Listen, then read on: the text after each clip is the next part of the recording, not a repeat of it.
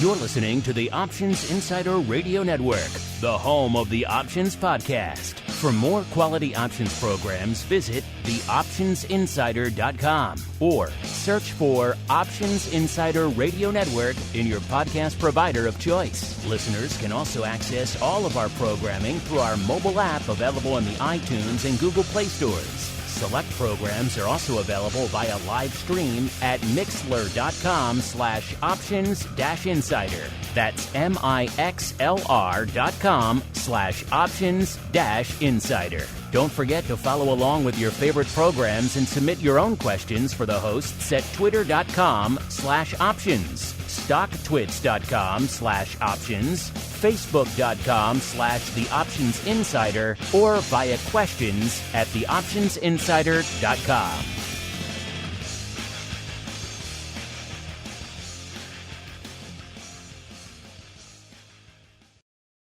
It is a dangerous world out there. Volatility is on the rise, and your clients' portfolios are under assault from a growing number of threats. Simple diversification is no longer enough to shield the assets under your protection. Registered investment advisors, financial planners, and asset managers need a new weapon in their war on risk. Welcome to the Advisor's Option, the program designed to arm busy advisors with the information necessary to properly manage risk in this volatile environment. From options education, trading strategies and tips, to industry news and interviews, you'll find it all on the Advisor's Option. The Advisor's Option is brought to you by the Options Industry Council. The OIC was created to educate investors and their financial advisors about the benefits and risks of exchange-traded equity options. For more information on how the OIC can help you implement options in your practice,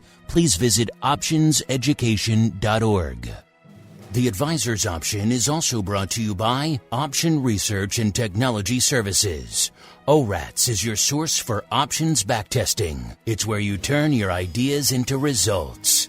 Founded on the floor of the CBOE over 2 decades ago, ORATS is a full-service option research firm focused on helping you develop options strategies in line with your investment objectives. With a state-of-the-art backtesting platform, scanning, and implementation tools, ORATS offers end-to-end option strategy development, making the whole options trading process easier. For information about backtesting, scanning options data, including dividends and earnings, visit orats.com or email Matt Amberson at matt@orats.com. And now, it's time to learn how to implement options in your practice. It's time for the Advisor's Option. All right, everybody. That music means we are back once again for the Advisor's Option, the program here on the Options Insider Radio Network. For you out there, the busy financial advisor, an asset manager, you're pretty busy these days. We get it. These markets kind of crazy. So you don't have time to pay attention to the world of options and derivatives. Don't worry. We do it for you. My name, of course, Mark Longo from theoptionsinsider.com, as well as from the ever exciting, ever engaging, at least we tend to think so, Options Insider Radio Network. Thanking all of you for making 2022 just such an insane year for the network and indeed for the show. Been a great kickoff to 2023. If you do like what you hear, obviously we've been doing this for a long time, 16 plus years now, which is crazy to say out loud. But if you do like what you hear, new reviews do help new people discover the content. So if you like what you hear, go ahead and rate it and review it on your platform of choice. It's available on just about every platform that handles audio under the sun these days. And of course, if you want more in your lives, you have more questions about how to utilize these options products, well, then our Pro Q&A series is for you. You can find that over there, theoptionsinsider.com/pro, as well as our great Options Oddities show, as well as live access to this, everything else we do here on the network throughout the week. Great giveaways. February coming to a close. We'll be giving away the Pro Trading Crate pretty soon for February, and a whole bunch more over there. theoptionsinsider.com/pro is the place to go to learn more. And let's keep on rolling, see who's joining me on the old Advisor's Option program today. First, I am pleased to be joined once again by my co-host, my compatriot in all things Advisor's Option crime, Mr. Matt Amberson, the founder over there at ORATS, a.k.a. Options Research and Technology Services, a.k.a. The Oracle of New Hampshire himself. Mr. Matt, welcome back to the Advisors Option Program, sir. Mark, it's great to be here. Lots going on, and we have great guests, new blue blood in the volatility space.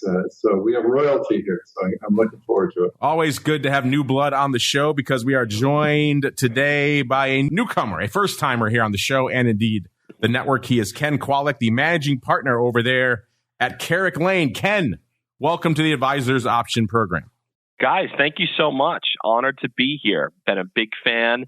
Love what you guys do, and just really happy to be on. Looking forward to our discussion today. Well, your firm has been on before. We had Peter Montgomery from your firm on this show back, in the crazy days of October of 2021, Ken. But this is your first appearance on the show. So let's start off, as we are wont to do with all of our first timers here on the network. Give our audience a bit of an overview of your background in the options and indeed advisory space, as well as what it is you do day to day over there at CARRICK Lane. Yeah, you got it. Definitely. So I've been, in the space really since I started my professional career, call it since 2000. So, dating myself now, but well over 20 years. Started as a market maker, as I know many of us did, on the floor of the CBOE. So, learn the machinations of kind of, how these products work from a risk management perspective and a trading perspective. Was with SLK Hull, which had been acquired by Goldman Sachs at the time. And so I was a market maker there in a variety of equities, but mostly index products such as the SPX and the NASDAQ and the burgeoning QQQ at the time, which feels like such an old product now, but was actually a new thing back then. So yet another mark of my age here. But yeah, so I started my career there and then transitioned to the buy side. I'm around 5 or 6 years after that.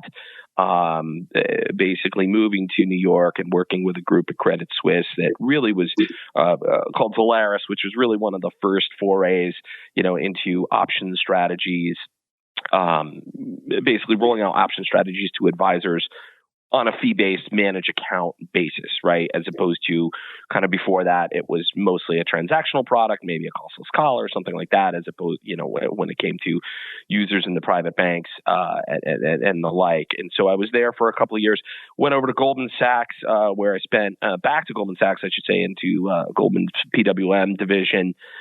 This time, creating kind of a whole new desk there that was a little bit similar to what we were doing at Credit Suisse, that focused on not just call writing and kind of costless collars and things of that nature, but in particular cash secured and fixed income secured put writing, specifically on major market indices, which it's grew into a very big business kind of over the years, and was there for some time. More recently, I worked at Harvest Volatility Management for a stretch, basically building kind of a 2.0 version of that, I like to call it, for basically, the burgeoning independent movement that we've seen with so many advisors in so many different ways.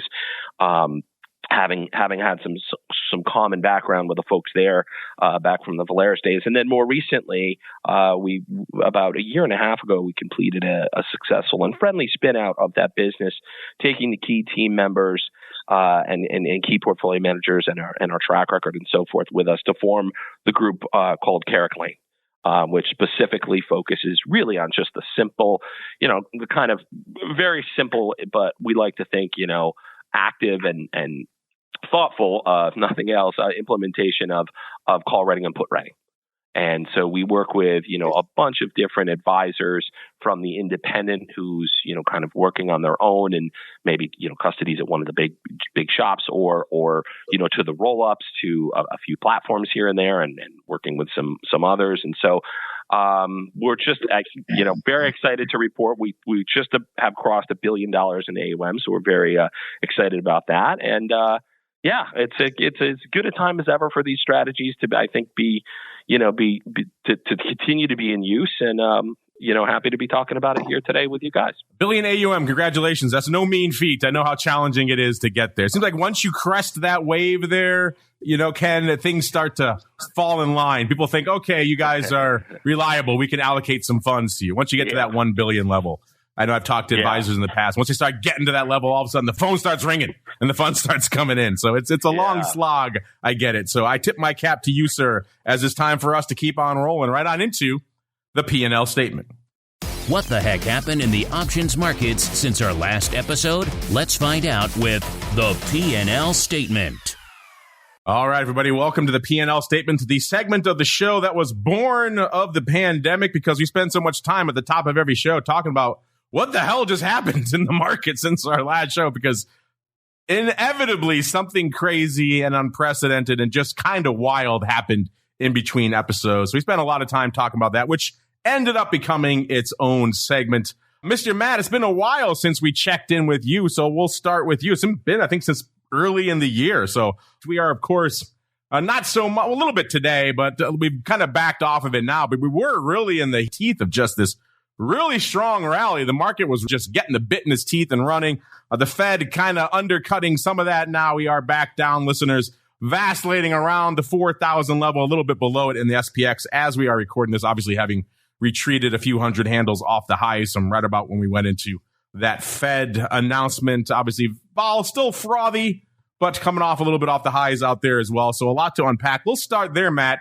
Are you as surprised as everyone else has been? I know talking to you a lot last year, you were, like a lot of people, thinking this first couple of months of the year was going to be just a rocky start to the year. And instead, it was BTFD all day, Matt. Yeah, my call has been eventually the markets are going to catch on. And the don't fight the Fed on the way up is going to be the don't fight the Fed on the way down. And they'll start to understand that. I thought earnings that we just are going through and almost done with, it was going to provide some guidance, but not, I think, when I was making the call late last year, when the Fed starts raising rates, it's going to hurt the earnings. I thought it was going to go from 234 down to about 200 by next earnings season, that ends in April, May. It's on its way down. It's 219 approximately for the S&P. Still very highly priced market, 18 plus PE, which makes a equity. If you take the inverse of that, it's about 5-point-something%, which is, you could get a 2-year treasury for that right now. So it's pretty highly valued market. But people are there's still cash out there. People are still have the rose-colored glasses on. They're still buying. We knew it was going to be tough. The protection that I was talking about were these calendars, where out of the money put calendars that could, that aren't going to cost you a ton, but that will participate on the way down. I thought volatility was going to be pretty muted, even though I think we're in a bear market. And those things are coming to pass. Even though we had a big rally, I think now people are starting to understand it. It's looking a lot heavier than it was early in the year. Clearly, now it's not just the rally. You get to see the pounding coming in. Of course, the zero DTE stuff has been interesting to watch. I'm actually doing a fefew trades, and we have quite a few clients that participate. I think that some people were saying that could be kind of a Vol-Mageddon 2.0, but I don't think so. I actually think it kind of mutes some of the volatility. Oh, interesting. You should vote in our poll that is live right now, Matt. We are asking that exact question right now. That is our question of the week. Ah, I did not know that. Well, now you know where I and so, I think it's just, vol is actually, a little bit high compared to historical. I don't think vol is going to spike too much. There's so many people positioned for a bear market that, we're somewhat elevated, but, as the market goes down, some people like me are kind of covering some of their puts. So, I think it's going to be an interesting market this year. I think it's going to be much different than we've had in prior years. So this is going to be a good place to come and talk to people like you and Ken, and see what's going on, Mark. Well, let's do that. Let's talk to Ken about that as well. Ken, I want to get your thoughts on what's happening right now in a second. But since this is your first time on the network, and indeed also your first time, obviously, for the mad new year that we are in right now. 2 months almost in the can. Let's start there. I've been kind of taking a poll of a lot of our new guests here on the network this year in terms of what really stands out, what resonates to them in the mad year that was 2022. I know you have a whole white paper about this. We're going to get more into detail about this in a little bit in the Buzz segment with all of your findings from multiple years. But for you, Ken, when someone asks you, you're at a dinner party and someone says, hey, what did 2022 in the market? What really resonates to you, Ken? What are the things that stand out? Well, I think one of the big things, and this is, I guess, an unabashed kind of, endorsement of our space is that, when you think about a lot of the traditional allocations that, let's say, most call it ultra high net worth or high net worth investors have. It's not like liquid alts is anything super brand new, but obviously a lot of these have some directional component alongside a volatility component. And last year, so there's always kind of a story alongside a big market move, but and usually a lower correlation in many cases to what bonds are doing. But last year, everything was kind of down, right? I mean, equities are down and bonds were down. And so there was an actually excellent article, I think it was on Bloomberg, sort of right to close out the year, that talked about how several funds on both sides of the vol trade, so short vol folks, namely in equities, and longer vol players, namely in bonds, had both done well. Right. And that, and that's in addition to kind of the growth of the space overall, which, like you said, we'll talk a little bit later about in this segment. But so I think that people are realizing that it's kind of funny. Sometimes you have all the long vol guys on one side, all the short vol guys on other sides. It's been our mantra here at Carrick Lane and in past jobs I've been in that there's a place for almost both products in your portfolio, as counterintuitive as that may seem. And if you can apply these things strategically the right way, you get a year like last year where, it wasn't a straight down, fall like 2020. And you see, folks, I think efficiently and using these zero DTE options, obviously to, some success. Otherwise the volumes wouldn't, be continually increasing, as well as the managed products. And so we're just getting a lot of questions about, for example, our fund was our strategy was up last year with our collateralized put writing with the markets down. And so a lot of people are kind of, ask the question, wow, I would expect that to be down. And wait a minute, a couple long vol funds did well too. So, I think that was kind of I don't want to say the surprise, but after a few really rocking and rolling years, 2018, obviously, 2019's year, 2020, obviously the rip back, everybody was so focused on these monster moves in the underlyings that sometimes vol products can be an afterthought, right? Whereas in a year like this year, where both your traditional asset mixes were getting hit, the fact that volatility strategies from both sides had a place and some did well to quite well was really interesting for people. And so we get that question a lot. And that's when we like to talk about, obviously not just what we do, but others in the space, And we talked about the demise of the 60-40 portfolio many times on this show over the years. Last year, one of the worst years in the history for that. You got hit on both sides. So a rough year for your standard advisor who's rocking the 60-40. But Mr. Matt, obviously crazy time. You had a little bit more time to think about it while I'm getting our guest back here. Anything else that really resonates for you from the mad year that was last year, sir? Well, I mean, I think the biggest thing was, the VIX never got, above, 30 something. I mean, it was a crazy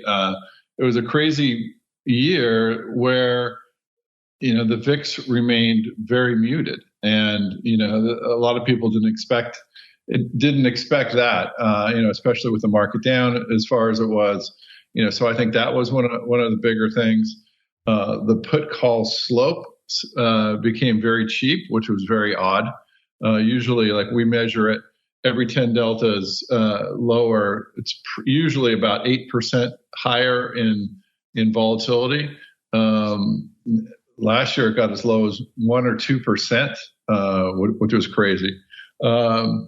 And we used to talk a lot about that kind of out of the money call that the Reddit crowd loves. Those more or less disappeared out there in the market. So we did. It was quite a different year. We do a lot of back testing, and the back tests that usually did well didn't do well, but we predicted that in some sense. We said, hey, listen, this is going to be a different year.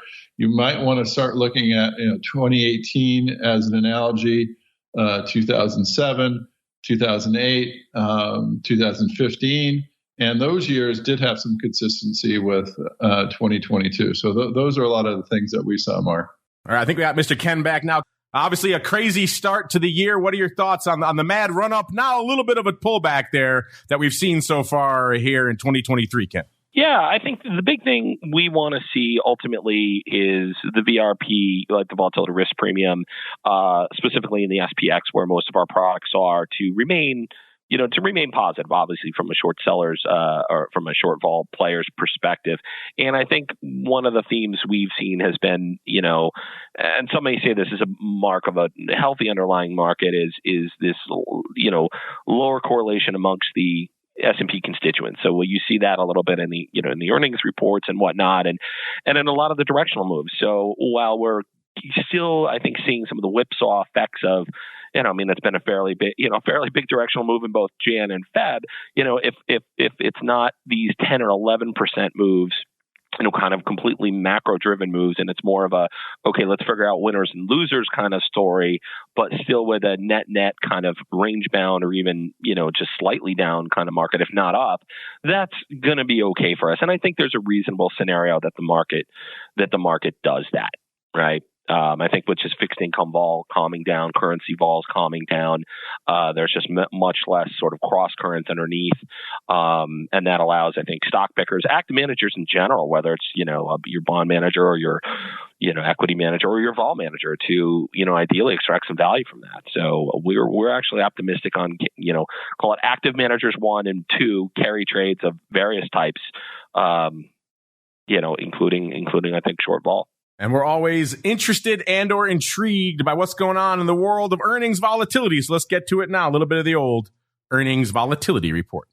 Earnings announcements can move markets. But what is the options market telling us about upcoming earnings events? Let's find out with the Earnings Volatility Report. All right, Mr. Matt, when you're not talking to me, you and the team over there at ORAT's busy crunching the numbers on all things earnings volatility. Has been another banger of a season, which is kind of surprising. We were expecting such dire numbers out of a lot of these names. I know since we've been running these numbers now, which goes back to even before the pandemic, the long-term average has continued to tick up. It's somewhere around 92%, I believe, right now. And for a little while there, this season was just blowing the doors off. It was up around 150. I didn't think that was sustainable. And sure enough, it's not. It's come down to somewhere around 110%, I believe, of the last time I checked, but still robust, still an outperformance season by just about any metric.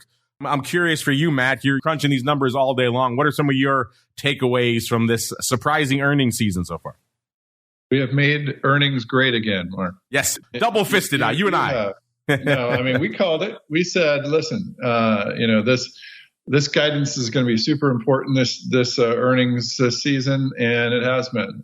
There have been some home runs, and there have been some no hitters, and we're at 12% return on buying a straddle for these firms. So just for everyone's edification, again, ORATS puts together kind of an overview of the earnings season. There are about 6 weeks, important weeks in the earnings season.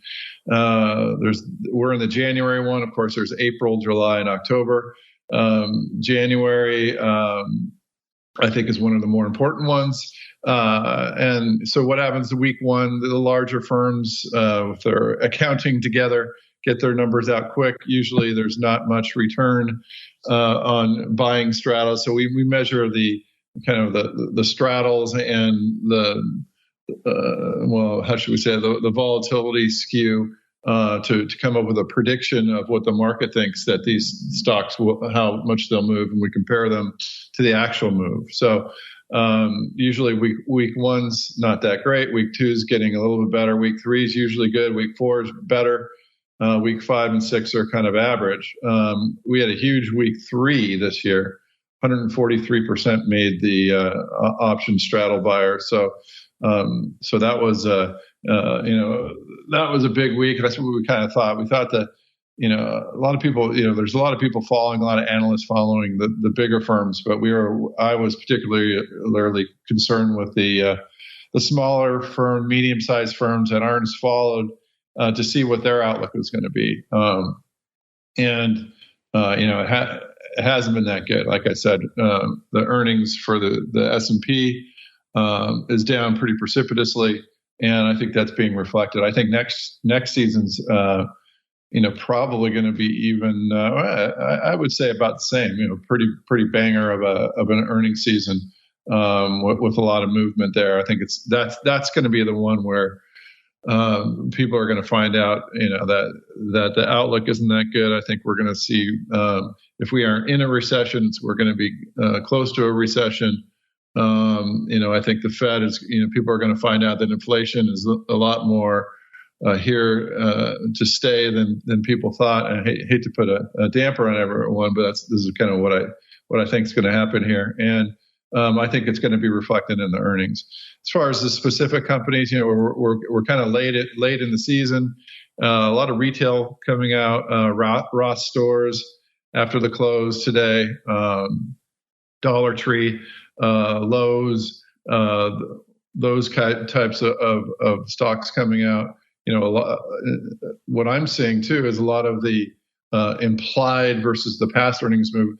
The option market makers are kind of catching up, and the valuation is actually getting higher than in relation to the past moves than we've seen before. So, kind of makes sense after this. They're probably licking their wounds right now and saying, I'm not going to get whacked again. So the vol's a little bit higher for a lot of these ones reporting that we're seeing, and that's what I'm seeing out there, Mark. Over. I think your dog agrees. Your dog's seeing a lot of vol out there on the earnings front as well. Ken, same question for you. I know you're busy looking at a lot of different aspects of the options and indeed volatility market. How big of a driver, if at all, is earnings season and earnings volatility for you guys over there at Carrick Lane? Yeah, I mean it's definitely something we keep watch on, and like I said in kind of my last answer, it's something that typically we like to see correlation, that leading to a lower correlation in the S&P, and to the extent that can happen, that usually gives you an additional advantage in selling S&P options. So we keep a pretty good eye on it, but I wouldn't say we're not purveyors of of any real kind of single stock selling or options buying strategy. We mostly live in the index world, but it's definitely important to watch as you come in, because I think is a very good point brought up just now, and that trying to capture kind of, or at least have your finger on the pulse of what people are seeing and how the market makers are faring through some of these outsized moves. Usually can have some ripple through effect, especially in some of the big names, right? I mean, Apple and so forth are such big names in the indices that you can't avoid looking at them. They have an effect. That they do. You know what else has an effect, listeners, on the entire segment? It's the buzz. So let's get to it. Busy financial advisors don't have time to follow the latest developments from the options market, so we do it for you. It's time to get the buzz. All right, everyone, welcome to The Buzz, the portion of the show where we break down all the latest developments, maybe breaking news, stories, research, all the fun stuff from the world of options and derivatives. And maybe you, as a busy financial advisor, asset manager, didn't have time to check out because you're fielding calls from your clients left, right, and central as this market is whipsawing plus or minus 1-2% intraday, day after day out there. We get it. You're busy. That's why this show exists. And Ken, the reason you're on the show with us today is because you put together a very intriguing white paper over there for our friends over there at the SIBO, all about kind of what we're talking about here on the show today, which is kind of the use case for options for the advisor, for the asset manager. As you put it here, the title of your paper, Investing in Options, Past Growth and 2023 Potential. So it's your paper. I'll let you run with it. Give us a bit of an overview for our audience, why you decided to delve into this topic now and some of the interesting findings and takeaways you guys discovered. So I think really what we're trying to do here is highlight the fact that there's a very much a use for all strategies in this space. And even though over, call it the last 20 years of the sort of professionally managed options strategy space, you've had a couple, I don't want to say blow-ups, but, there's been some negative experiences here and there along the way, usually having to do with leverage and things like that. But the fact of the matter is that the space comes back stronger every time, whether it's, a volatility product itself or just the market or whatever. I think that's really a testament to everybody involved in the value chain. It's you guys. It's the CBOE, hosting things like this. It's the conference circuit. It's all of that stuff that filters through to the advisors. Because at the end of the day, this is a product that takes some education. It takes some getting to know it. I like to call it a lap around the P&L track, before you really can, I think, understand how these things work, when they do, when they don't, and when to use them, right? And I just think that, what we're trying to basically show here is not just the growth of options over time, SIBO and so many do a great job of that, but also to really show kind of, how this can, how did these different strategies to I guess, partially my answers before, how these strategies can work in higher vol regimes, right? Because most of the QE era, right, really since 2009 was, it's been a one-way market, with a few blips here and there, 2011, 2015, but, pretty much a one-way market. And then, people complaining about low vol and so forth. But, then all of a sudden 2018 comes and, you have the Volmageddon event and then the end of the year and then a sharp drop in 2020 and then a slower drop in last year in 22. And so I think it's a really interesting time to go back over that period and say, okay, how did various managers, how did various strategies, how did various pairings, if you're doing this as an overlay, how did that work, right? How did it work? How did it look? What were the use cases? And, ultimately, is there something there that, from an advisor's perspective, fits my portfolio? And you zeroed in on two strategies that are very popular with our audience here, the cash secured puts and the covered call. Why focus on those two, and what were some of your findings for those two in particular? Tried and true products, really. I mean, it's what most people know, and I think we're super excited to see other, sort of responsible and good players. I know there's been a lot of, stock replacement trades, programs. There's been some really interesting vol arb programs, some long vol products, like I said, especially on the income side that did well last year. But we like to stick to kind of the really simple stuff. And so I think with covered calls, 2022 is a reminder that, markets don't go up forever, right?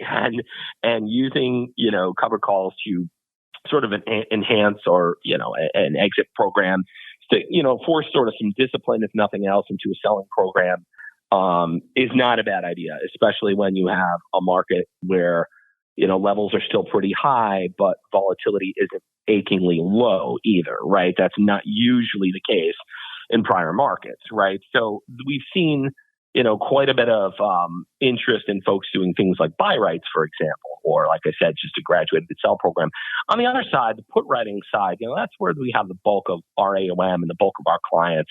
And what I think, it gets back to one of my answers from before, which may or may not have been truncated. So again, apologies there. But really, it's kind of interesting that, the market was down 20% and some of the short vol funds were up, and including ours. And so we're very proud of that. It wasn't up by a ton, but the fact that this market is basically giving you some opportunities, to I think show your call it your skill, your active management style, whatever it may be, which we view personally is the right way to look at things in this space. There's just too many opportunities given now options decay, especially in the short run. So we're still seeing a lot of interest in that put writing side because people can look at things now and you might say, okay, well, I might not really need yield necessarily, but you might not be too excited about equity markets either. So a lot of advisors are looking at this and saying, well, if I can pair, via an overlay, a fixed income allocation with some conservative out of the money index put writing, I can sort of combine two risk premiums, right? I can combine the volatility risk premium via selling options and an equity risk premium by selling puts, right? Even out of the money, whether they're capped via put spread or whatever it is. And so I think that's where we're seeing a lot of people say, well, that might make sense in a market where I don't think we're going to see these QE era type years where, you're up 30% on a 10 vol, right? A 3 sharp. It's like, it doesn't happen that often, right? In equities. So I think that's one of the interesting things, kind of going forward this year, even though rates are obviously higher and one might think that yieldy products, potentially could suffer. Ken, could I ask you a question? You mentioned the VRP, volatility risk premium. It's very interesting. Of course, ORAT says a lot of back testing. We could back test in certain environments. Could you, just for our listeners here, explain that a little bit more, how you calculate it, and then how you use it in your strategies, if you don't mind? Yeah, absolutely. So with the volatility risk premium is basically calculated as the difference between what the options markets imply that in terms of the market's volatility, usually measured on a daily basis, so close to close, minus what it actually does realize, right? And historically, that's been a positive spread. In other words, put simply, options, specifically in the index world, in the broad-based index world, tend to be more expensive than what they theoretically, or I guess in practice, should be worth. And so, why does that exist, right? It exists simply because most options users, specifically post-global financial crisis, are net buyers of options, right? It's the insurance analogy that you may have heard. Some of the listeners here may have heard about if they've ever seen these products, which at this stage, a lot of us have been out there for some amount of time, so it's not totally new, but still kind of nichey. And what's important about the VRP is it's a differentiated driver of returns when you think about combining it with a classic, kind of 60-40 portfolio, right? It's not necessarily correlated, at least not in a strongly positive way to sort of either of those asset classes. And it essentially gives an option seller, an additional edge, if you will, in terms of being short that option. Now, there's differing risk, metrics once you have that in place that you have to manage. You use a fixed strike instrument, for example, even though it may be below market and it might be capped in a spread or something like that. You've got, risks that you have to manage. And so, one of the things we do at CARRICK Lane is we provide a diversified portfolio, right? A staggered and laddered, as we like to call it, portfolio, multiple strikes, multiple expirations where we have our risk on.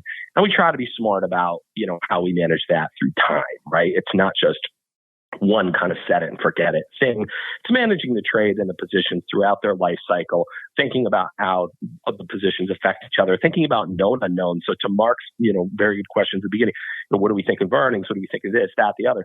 We look at all those things. We try to determine whether, in our view, not so much an extreme directional view either way, but, are the options markets basically implying a volatility or a movement in the market that's too low, or that's, commensurate or maybe even higher that with the long-term sort of positive volatility spread, right? With, again, in the example, typically being the insurance analogy of people being willing to pay more, for an insurance policy, even if it doesn't pay off, right? Usually in terms of downside puts.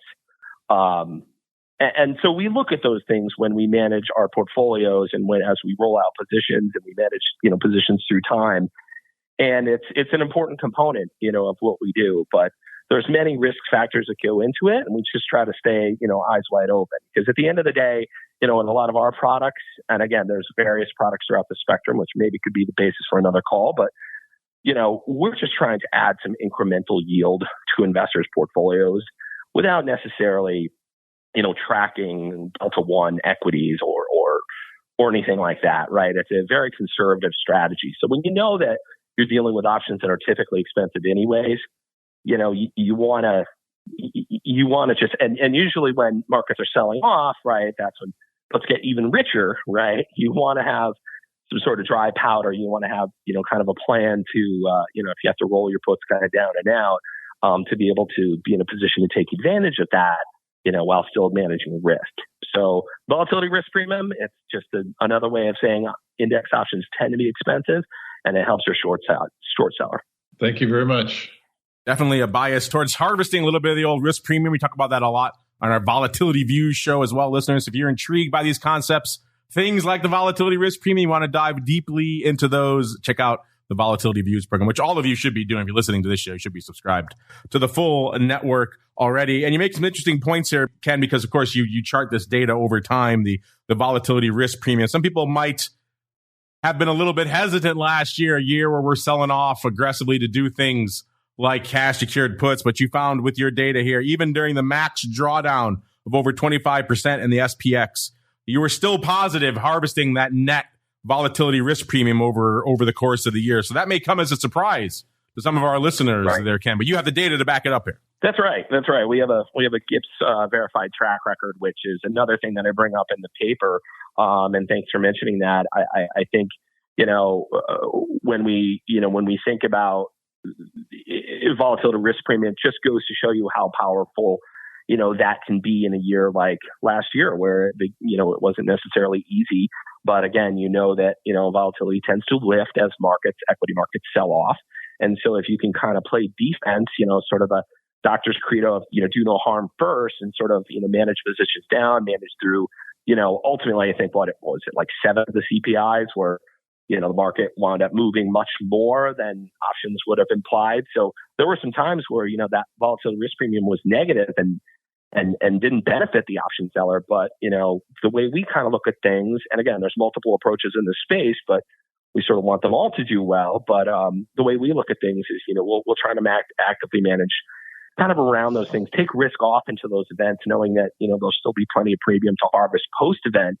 And so event analysis and what they call event vol, not to geek out too much on it, but those are all things that we look at. And yeah, I think, one of the additional points of the blog post of the paper is, now there's actually a Morningstar category for option strategies, which I think now is, when it was put into place, it was 10 billion. Now it's like 56 billion or something like that. So, there's real information if, some of the listeners or some of the advisors out there, would choose to work with a managed program or, a professional provider. There's real information on these managers' track records, right? And done in a professional way, in a vetted way. And I think that's just gives the space more credibility, right? And just helps in the educational process, which we're really big on. Don't get me started on the Morningstar ratings there, Ken. I like the fact that they've added options, the fact that they lump everything under the options umbrella, a little bit of a problem. I've mentioned that to them before. I would like to see a little bit more depth in the options category, but the fact that it exists, you're right. It is a good starting point. So they need to move beyond it, but they've been hanging out at that starting point for a while. But it's a good starting point nonetheless. Ken, here you also point out your outlook first off for 2023. So if you want to share that with our listeners, have at it. And then also some potential tailwinds or obstacles for folks who are considering these strategies may want to consider as well. So lay those out for our listeners as well, Ken. Yeah, absolutely. I mean, I think, look, we ultimately think this is going to be a good year for, many types of different carry strategies. And I think that, sort of a conservative put writing program, applied with some care. I mean, we always tell people to think about the sizing of things. And we always tell people, something taught to me back on the floor was when in doubt, tranche it out, right? And take your time. And so I think there's plenty of tail risks, probably, more so to the downside, but I think more of them have been priced in, and obviously we're starting from a lower level than we were at this time last year. So I think that it's going to be one of those years where we'll ultimately get to where we want to go, but it's going to be both hands on the wheel, right? I don't think it's going to be quite as volatile as last year, but it's not going to be smooth sailing either. So ultimately I could see a VIX sort of, instead of, hanging out in kind of mid 20s all year,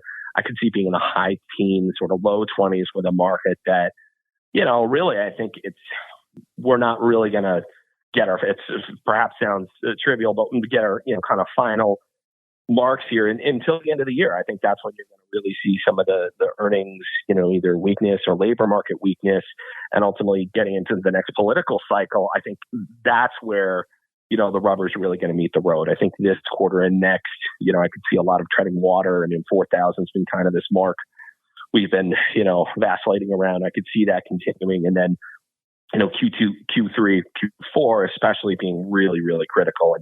And so I think we're net positive slightly. The market still remains pretty strong, and PMIs haven't, slipped to all-time lows. So, I think, but it's a unique market. I mean, after everything we've been through with COVID, I think there's, again, the risks are probably to the downside.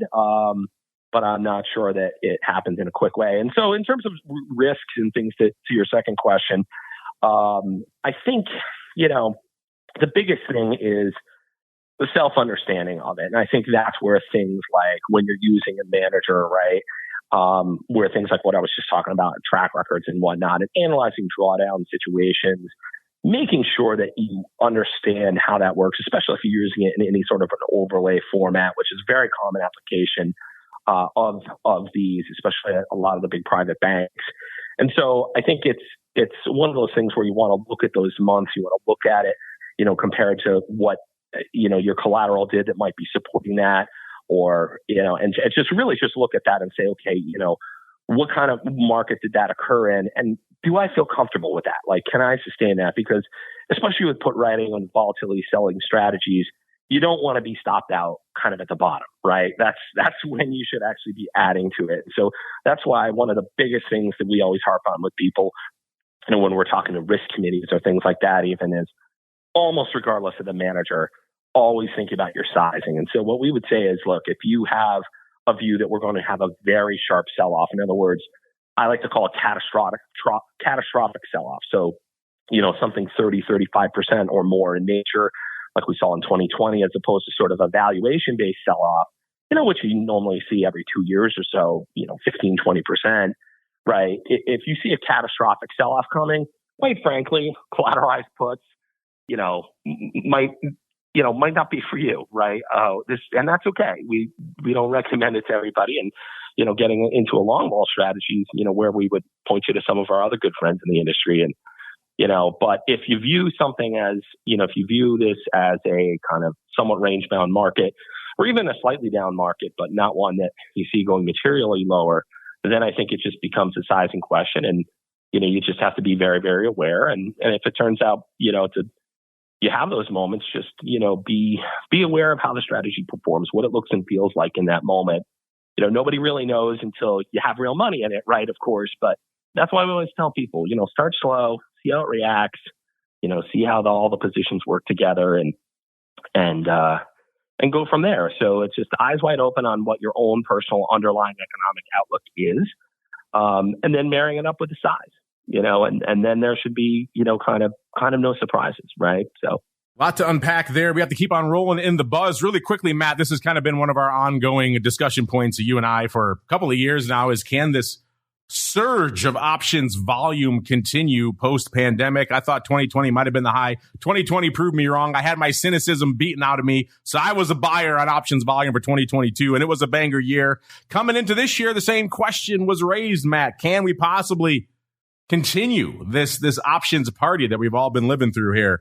And we're recording at a weird time because it is literally the last day of February, so we don't have the exact numbers for February. We'll have them in our hot little hands tomorrow, so we'll know exactly what the answer is for February tomorrow. But we do have the numbers for January right now, and January was another banger, Mr. Matt. 923 million contracts on the tape. That was up nearly 3% from January of 2022, and also the third highest month in the history of the business, Matt. So I guess so far, to kick off the year, the old adage that options like a bull market is apparently true, Matt. Are you surprised by how much volume we're seeing?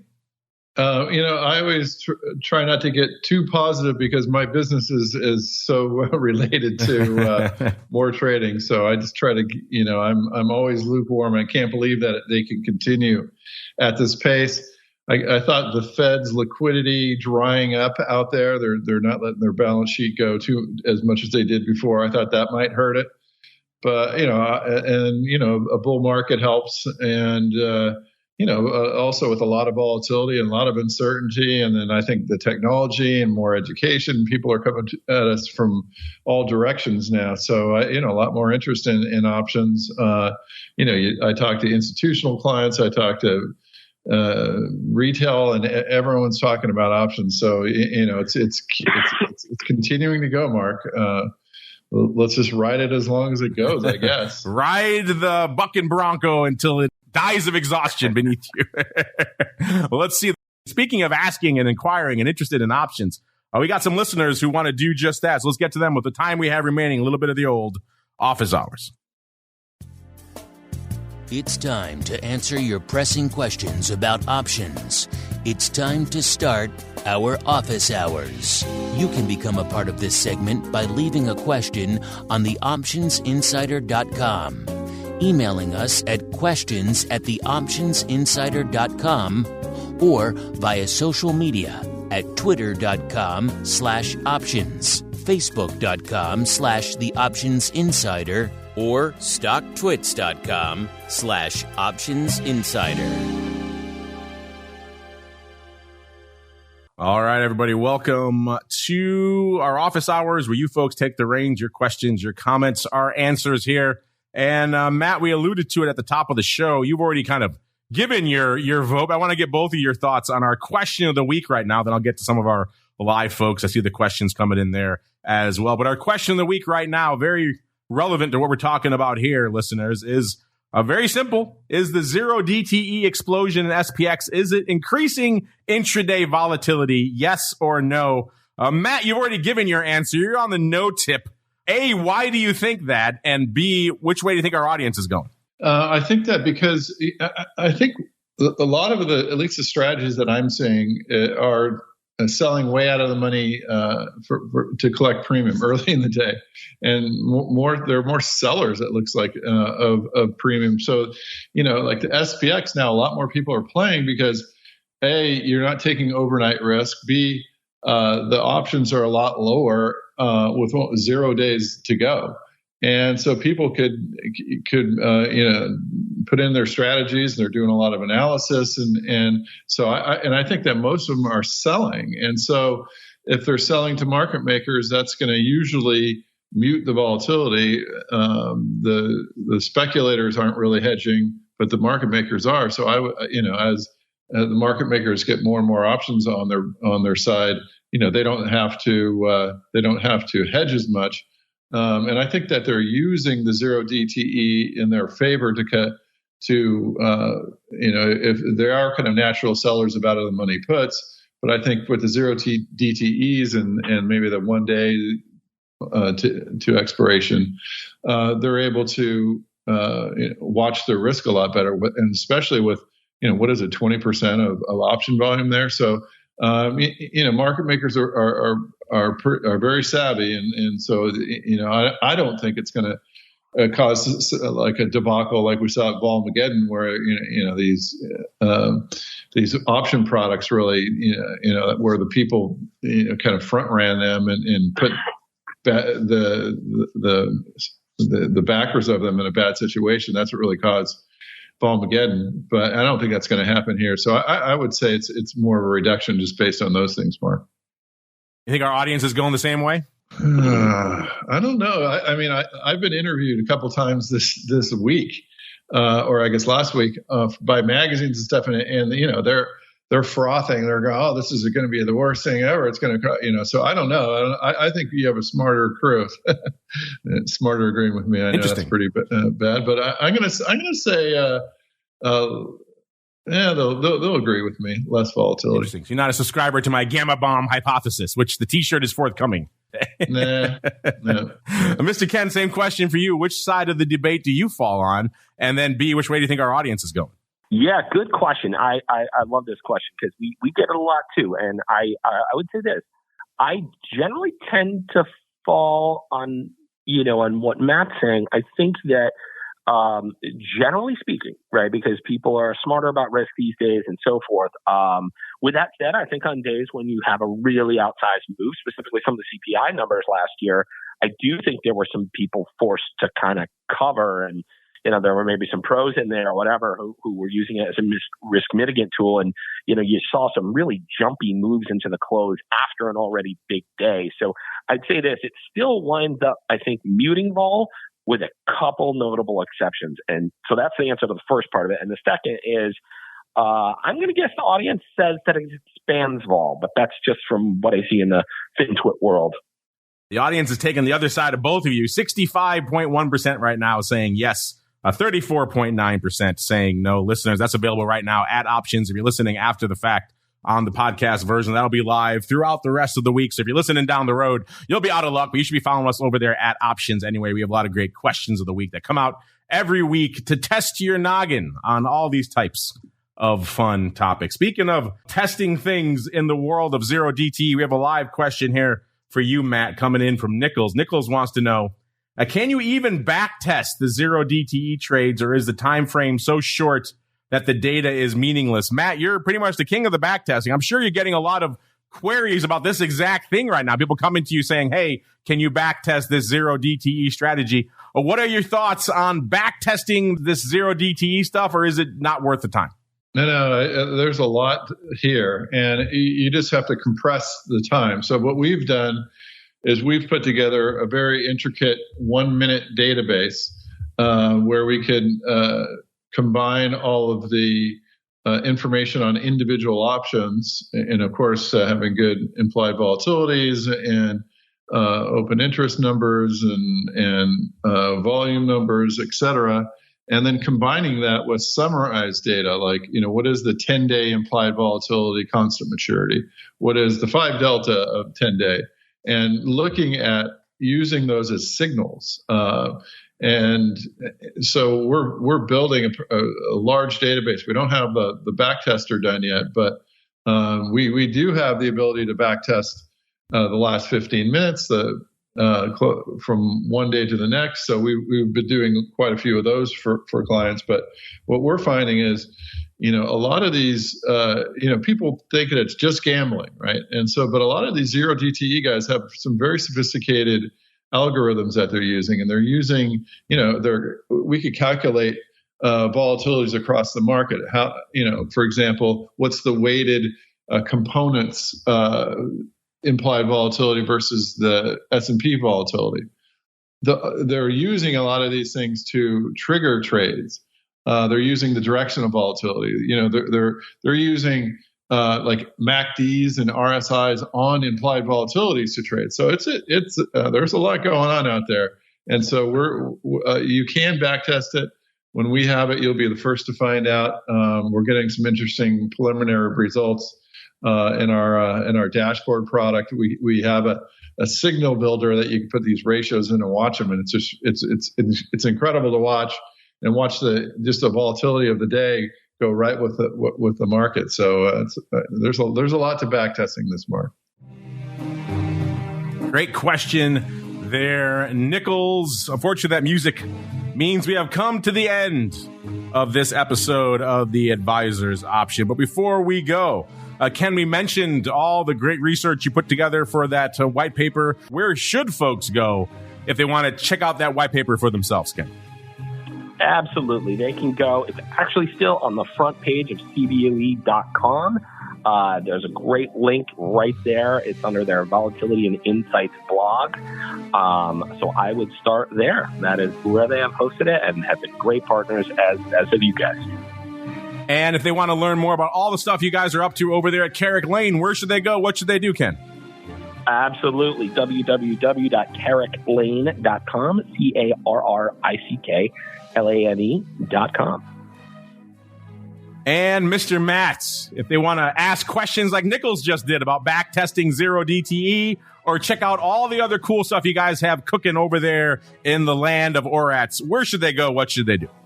Yeah, I'm at Matt at ORATs, so you can always reach out to me directly. We have a great new dashboard product. We just released live paper trading, so you could test out your zero DTE strategies there. And like I said, we have these signal builders, just killer stuff. So come on over to orats.com, try out the dashboard product. We have a great inter-day API that we're building that back tester on. Every 1 minute you can go by and find anything. So orats.com or Matt at ORATs, Mark. There you go. You know where to go to learn more about all things going on in the land of OIC. It's just optionseducation.org. And of course, for all of you out there saying you want a little bit more in your lives, don't worry. If you're one of our pro members, you're listening live right now. We'll be back in a little bit with another great pro Q&A session. We'll be joined by Steve Sosnick from Interactive Brokers, answering all of your many and varied questions. I got a feeling Zero DTE will be represented there as well. You can't escape it these days. Then back again throughout the week with all the rest of our slew of content hitting the airwaves until we're back again with the next episode of The Advisor's Option. Stay safe out there, everybody.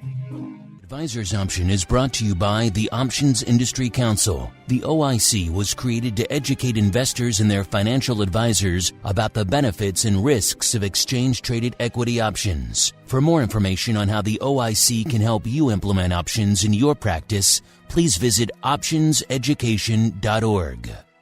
The Advisor's Option is also brought to you by Option Research and Technology Services. ORATS is your source for options backtesting. It's where you turn your ideas into results. Founded on the floor of the SIBO over 2 decades ago, ORATS is a full-service option research firm focused on helping you develop options strategies in line with your investment objectives. With a state-of-the-art backtesting platform, scanning, and implementation tools, ORATS offers end-to-end option strategy development, making the whole options trading process easier. For information about backtesting, scanning options data, including dividends and earnings, visit ORATS.com or email Matt Amberson at matt@orats.com.